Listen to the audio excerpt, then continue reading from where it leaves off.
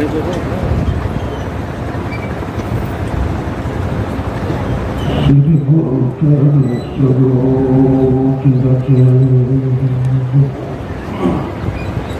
मन मुकुर सुहाग बरनौ रघुवर विमल जसु जो दायक फल चार बंदो गुरुपद कंज कृपा सिंधु नररूप हरि महामोह तम कुंज जासु वचन रविकलिक जासु वचन रविकलिक।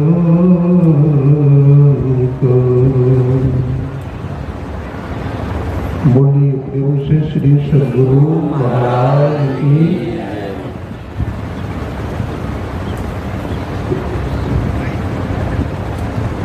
अवधक रूप में अनंत श्री विभूषित विश्व वंद्य 20वीं सदी के जाजोलीवान प्रचंड मातंड संत सदगुरु महर्षि ज्ञानी परमानंद जी महाराज के त्रैलोक पावन पादपद्मों में कोटि कोटि साष्टांग नमन। मंच पर विराजमान परमाराध्य गुरुदेव की सेवा में रहने वाले गुरुदेव के मानस पुत्र पूज्यपाद भगीरथ दास जी महाराज के चरण कमलों में कोटि कोटि नमन। पूज्य स्वामी प्रमोद दास जी महाराज के चरण कमलों में कोटि कोटि नमन। हमारे परमानंदीय स्वामी सत्यप्रकाश जी महाराज तीर्थ को भी पावन करने वाले बुद्ध मंगलमय साधु समाज तथा हमारे समस्त पदाधिकारीगण, सत्संग प्रेमी सज्जनों, भक्तिवती माताओं, बहनों, सबको नमन करते हैं, सबको प्रणाम करते हैं।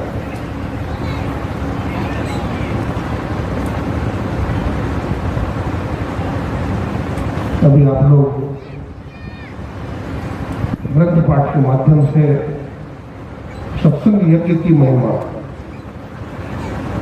सत्य क्या है, ईश्वर क्या है, आदि आदि विषयों पर सुन रहे थे।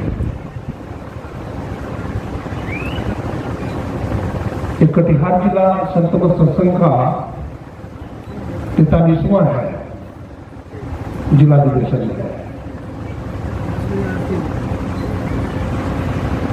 43 कैसे लिखते हैं?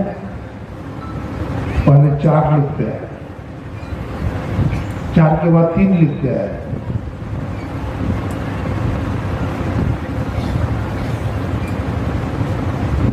हमारे जीवन में चतुर्विध पुरुषार्थ है।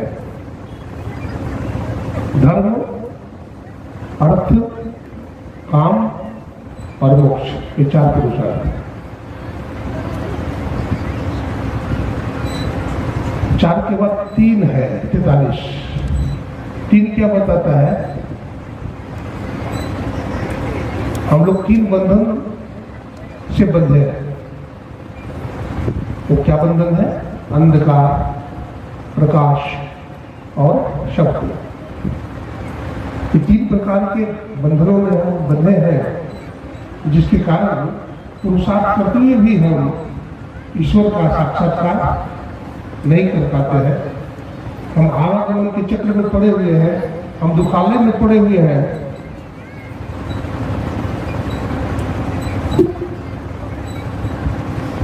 चार 3 है, 4 में से 3 घटा देते हैं तो 1 बचता है।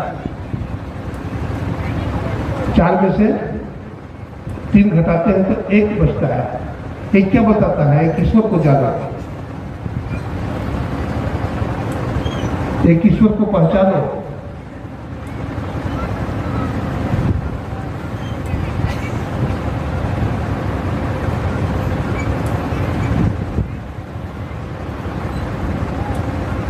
हम बंधन में हैं जीवात्मा,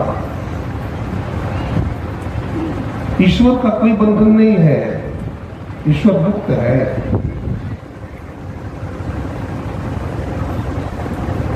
तो जीव बंधन से मुक्त कैसे होगा? अभी स्वामी सत्यप्रकाश जी महाराज सुना रहे थे, विद्यते हृदय ग्रंथि छिदन्ते सर्व संशया चीयन्ते चास्य कर्माणि तस्मिन् दृष्टि परागे।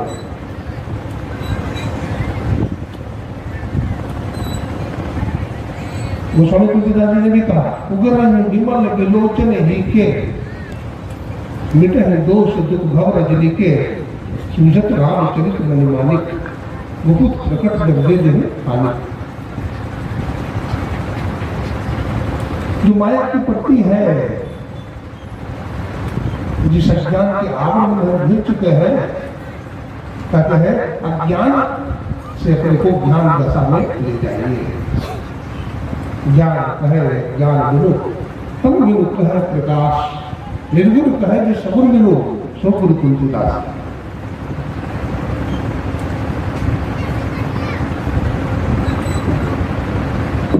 श्री सदगुरु महाराज की जय।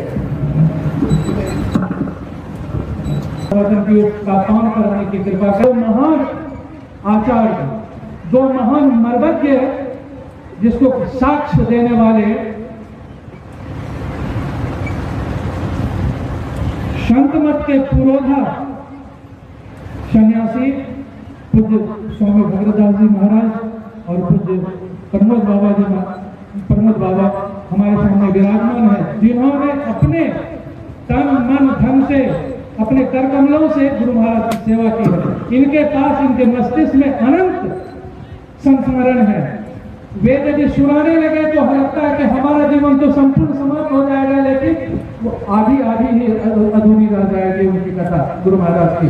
लेकिन वे सभी गागर में सागर भर करके समास रूप में हम लोग निश्चित रूप से सुन लेंगे कि सार क्या है सत्संग का।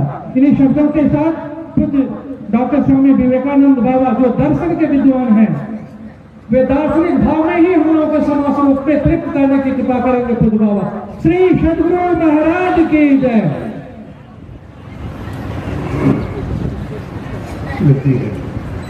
समय अभाव के कारण ही मैंने अपना समय दे दिया। जहाँ सूर्य होता है वहां से अलग दीपक जलाने की जरूरत नहीं रहती। हाथी के पदचिन्ह में सभी जंगली जानवर का चिन्ह आ जाता है, समा जाता है। समय अभाव के कारण मैं अपने समय पूज्य बाबा को देना चाहता था। बाबा लोग बोलेंगे तो हम लोगों को अधिक लाभ होगा, हम लोगों को सुनने का समय मिलेगा। तो समय को देखते हुए मैंने अपना समय कुछ बाबा जिनों को दिया है। चलिए, हमारे प्रोफेसर साहब कह रहे थे, तो मैं जो कह रहा था,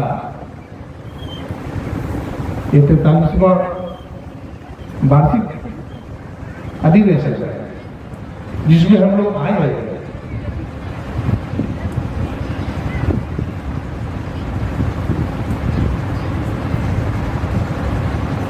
हम इसके लिए क्या कर रहे हैं? अभी वेद भगवान ने बताया बुद्धि योग कर रहे हैं, मानस योग कर रहे हैं और अग्नि योग की क्रिया कर रहे हैं।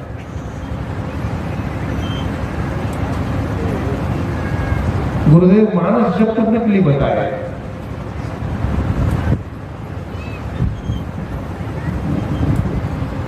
दो शब्द का करके वाणी को विराम दे। एक बार एक साधक संत की खोज में निकला संत बड़े दिव्य थे, ज्ञानी थे।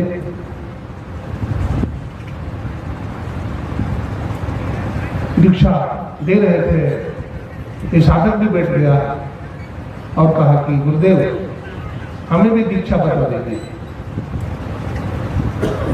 संत ने कहा देखो तुम अभी अधिकारी नहीं हो, इसमें दीक्षा नहीं दूंगा। बोला नहीं बाबा कृपा करें, संत तो दयालु होते हैं, हम पर भी कृपा कर दीजिए, हमें भी दीक्षा दे दीजिए। संत ने अपने दिव्य नेत्र से देखा ये संसारी व्यक्ति है, लोभी व्यक्ति है, ये भजन नहीं कर सकता। लेकिन आग्रह करने पर संत ने कहा ठीक है तुम स्नान करो तालाब में। स्नान करके आया, वह एक चट्टान था, पत्थर। बोला बैठ जाओ। स्नान करके आया, बैठ गया। महात्मा जी ने कहा कि मैं तुझे मंत्र दे रहा हूं, इस मंत्र को जपना। बोला क्या मंत्र है? तो कहा छोटा सा मंत्र है, तुम कहना ऐ पत्थर तू सोना बन जा, ऐ पत्थर तू सोना बन जा। तो सोचा कि ये कोई मंत्र है, कोई देवता का नाम है, कोई संत का नाम है, कुछ नहीं। ऐ पत्थर तू सोना बन जा। बोला इसी को जपना है। दीक्षा दे दी, प्रणाम करके चला गया। अब उसी मंत्र को जपता है, एक पत्थर तो सोना बन जा, एक पत्थर तो सोना बन जा। 5 वर्ष तक जपा। जपते जपते बेचारा परेशान हो गया। हमारे गुरुदेव कैसे है, क्या मंत्र बताया? श्रद्धा तो थी नहीं, विश्वास तो थी नहीं, लेकिन फिर भी गुरु के कहने पर जपता था। जब 5 वर्ष हो गए जपते जपते तो गुस्सा आ गया गुरु। अब गुस्सा में बोलता है हे पत्थर तू अगर सोना नहीं बनता है तो लोहा ही बन जा। गुस्सा में बोला और जो ही बोला वो समय आ गया और वो पत्थर क्या बन गया? लोहा बन गया। जब पत्थर लोहा बन गया तो घबरा गया, सोचे तो लोहा बन गया। अपने गुरुदेव के पास गया, क्षमा मांगने लगा। गुरुदेव आपने जो मुझे मंत्र दीक्षा दी थी, जपने के लिए कहा था, उसको मैं 5 वर्ष तक जपा, लेकिन वो पत्थर सोना नहीं बना। क्या मंत्र जपता था? ए पत्थर तो सोना बन जा, है पत्थर तो सोना बन जा। सोना तो बना नहीं, सोना क्यों नहीं बना, लेकिन आज लोहा क्यों बन गया? गुस्सा में जब बोल दिया है पत्थर तू सोना नहीं बनता है तो लोहा बन जा, तो आज लोहा क्यों बन गया? बोला बेटा तूने धीरज खो दिया, तूने गुरु पर विश्वास नहीं किया, गुरु पर श्रद्धा नहीं किया, तूने गुस्सा में बोला, इसलिए तूने गुस्सा करके जो सोना बनना था सोना नहीं बन पाया और धीरज खो दिया, इसलिए लोहा बन गया। हम भी धीरज न खोए। अगर धीरज खो देंगे तो जो गुरु महाराज हम लोगों को सुखमनिया में मोरी नजर लागी ये क्रिया बताए हैं अपने को सोना बनाने की, हम अपने को सोना नहीं बना पाएंगे। पूज्य पाठ के चरणों में नमन करते हैं, आप लोगों का हार्दिक अभिनंदन करते हैं और अपने पानी के विराम देते हैं। बोलिए प्रेम से श्री सद्गुरु महाराज।